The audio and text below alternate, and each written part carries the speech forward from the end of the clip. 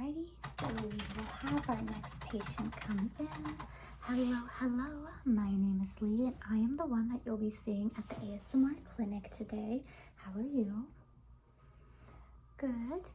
So, first things first, we'll make a chart for you. I believe you are a new patient here today. Well, welcome. We'll figure out what's bringing you in today. I'll take your vital signs and then we'll kind of prep the room accordingly. How does that sound? Good. All right, so it looks like you are coming in today. We don't really have a super clear picture as to why, but what's bringing you in? You're noticing like an odor down below. Okay, and how long has that been going on for? Okay, you said you were using your friend's new body wash. You guys were at like an Airbnb. Okay, yeah. Did the body wash that you were using in the shower, did it have like a strong smell to it? It smelled really good. I see. Okay. Have you ever used scented products on yourself in the shower? Typically, no, you use like sensitive or non-scented. Okay, yeah.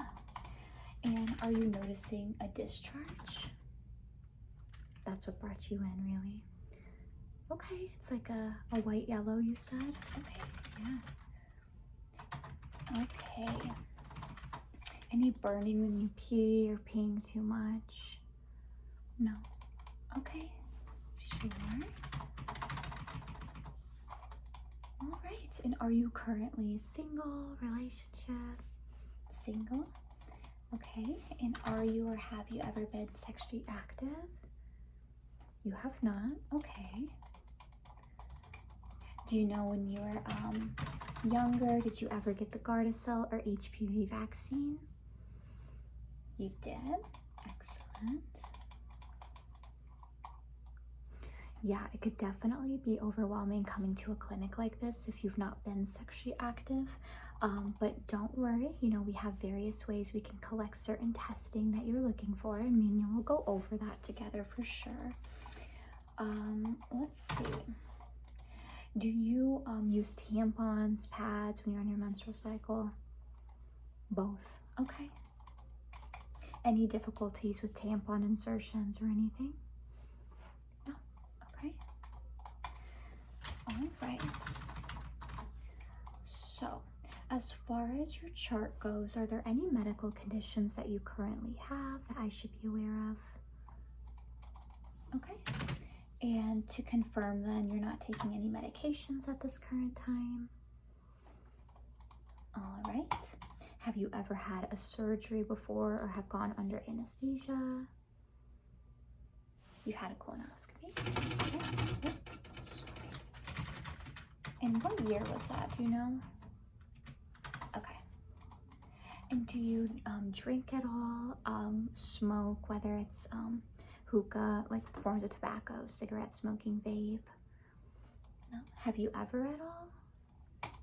And what about alcohol use? Okay. Any recreational drug use? All right. Perfect. As far as family history, any family history of breast, ovarian, uterine cancer? All right, what about colon or cervical cancer? Okay, and you've never been to a gynecologist? Okay, yeah, that's not a problem at all. Okay, so I think I have everything that I need in that chart. Do you know roughly how tall you are? Okay, and how much do you weigh? So what I'm gonna do is I'm gonna take your blood pressure and your temperature. We'll collect a urine sample. Now, typically at our office, for patients who come in with abnormal discharge, we normally, to be most comprehensive, would like to do what we call a pelvic exam, and that's when we look on the outside area of your vulva. in your vulvar anatomy, and then we will insert a speculum typically to see the vagina, to make sure it's healthy, to see if we can identify that discharge that you're having, make sure there's no other signs of infection.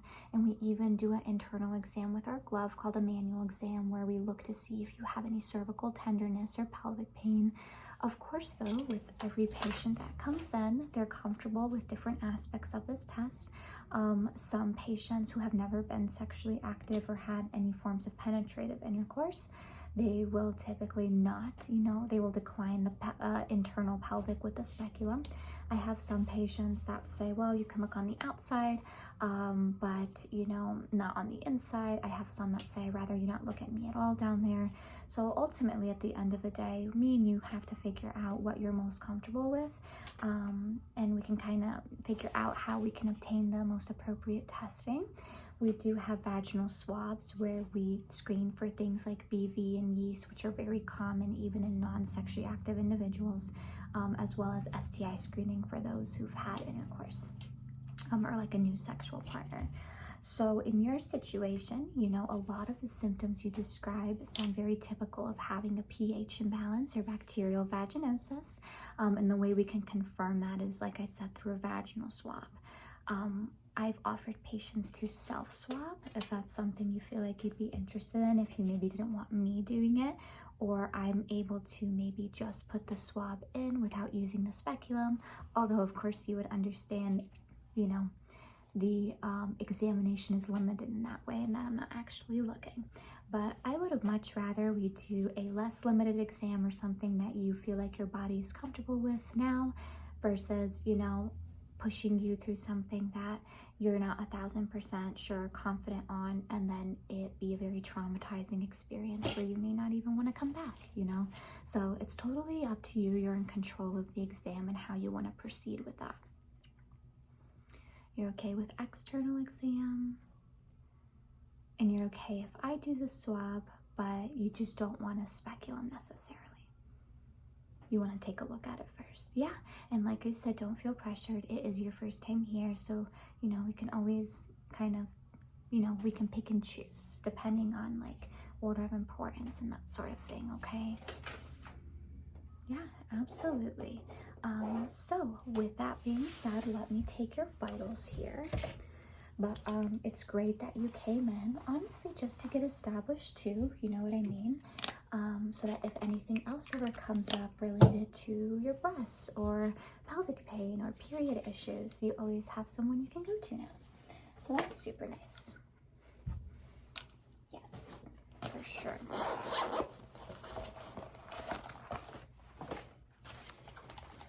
Okay, well, if you wouldn't mind flattening your feet, I'm gonna slide this over you. Okay, does that feel snug on your arm? Good. Awesome, awesome. Oop. I'm gonna be quiet here for a little bit, so don't mind me.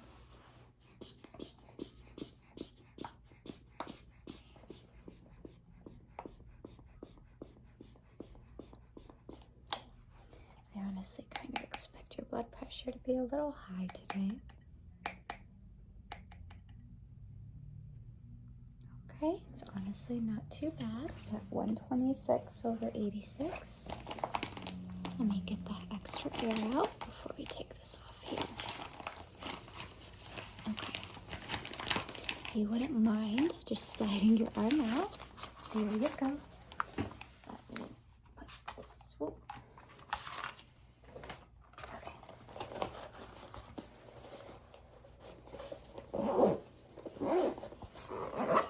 Close that up. Let me just write that blood pressure here. Alright, and then the next part of the examination is going to be a temperature check. Are you feeling any fever or chills? Okay, and are you having any pelvic pain at all? That's good.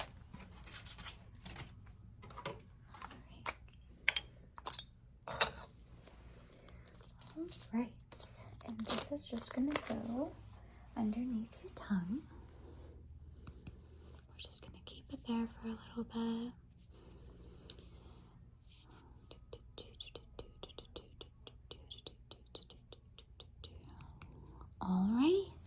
pressure is normal. Let me just grab a little alcohol pad to clean this off. There we go.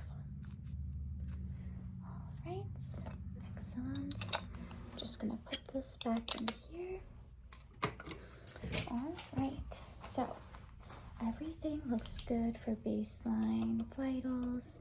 So what's gonna happen then is I've kind of set up the tray beforehand, but this is what the speculum looks like. And I'll talk more about it when I come back in after you're undressed. So let me get you a drape. Everything top-wise can stay on, actually. And then you can just use this drape to drape over yourself. You'll want to get undressed from the waist down. I'll talk you through the whole process. If you change your mind about any part of the exam, that's completely okay. And then we will figure it out from there, okay? All right. So, let's see here. So I'm gonna give you some privacy, and then I'll be back in to do your examination. You'll just sit on the table right there, okay? Awesome. All right. I'll see you in a second. Alrighty. Are you ready to go? Okay. So I'll walk you through this whole process. I know it's not the most pleasant exam in the world, so you just kind of keep your communication open with me if you're ever uncomfortable with anything or you need me to stop for whatever reason. Okay, so let me put these on. So the first part of an examination whenever anyone comes in with discharge concerns is looking on the outside to make sure we don't see any suspicious moles or lesions. So if you wouldn't mind, I'm actually going to have you scooch your bottom all the way to the end. Okay, and I'm going to pull out these little footrests here, and we're just going to put, there you go, 1 foot on each. Awesome. Next part in, I know it feels like you're falling off. That's how you know you're in the right spot. The next part is I'm actually going to take a light, and it's just for us to see the skin internally and externally better. Okay, so you just see this light. Are you okay if I examine the outside area only? Okay, so you'll feel my gloves here. Just kind of taking a look on the outside area here. Again, making sure, noting if I see redness or swelling on the outside, skin changes, moles, suspicious lesions that we may need to biopsy. Just making sure anatomically everything does look healthy.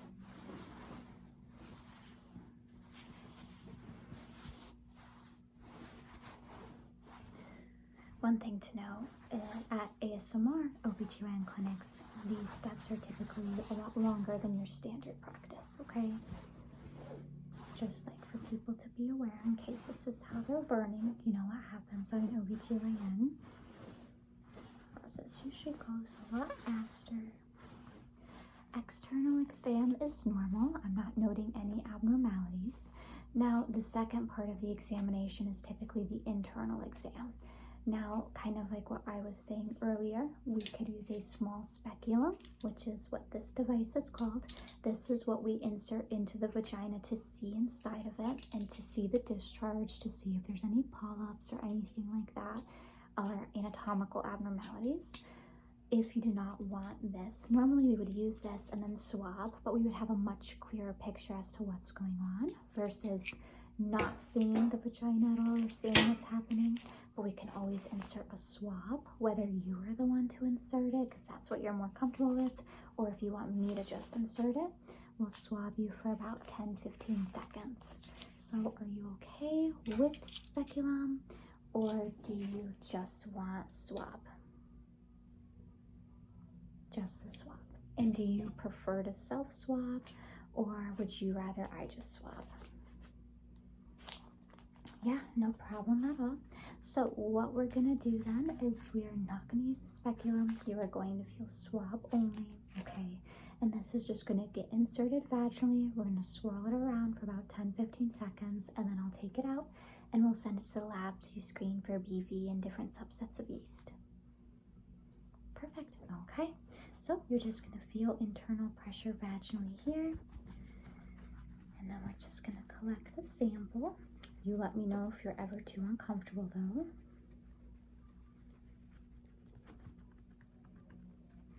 Doing okay? Good.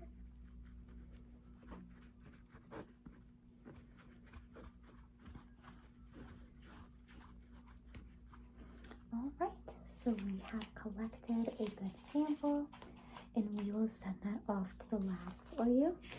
The last part of the exam is typically that manual exam with my glove. Most people who don't consent to the speculum usually don't consent to manual, but I want to make sure that's the case.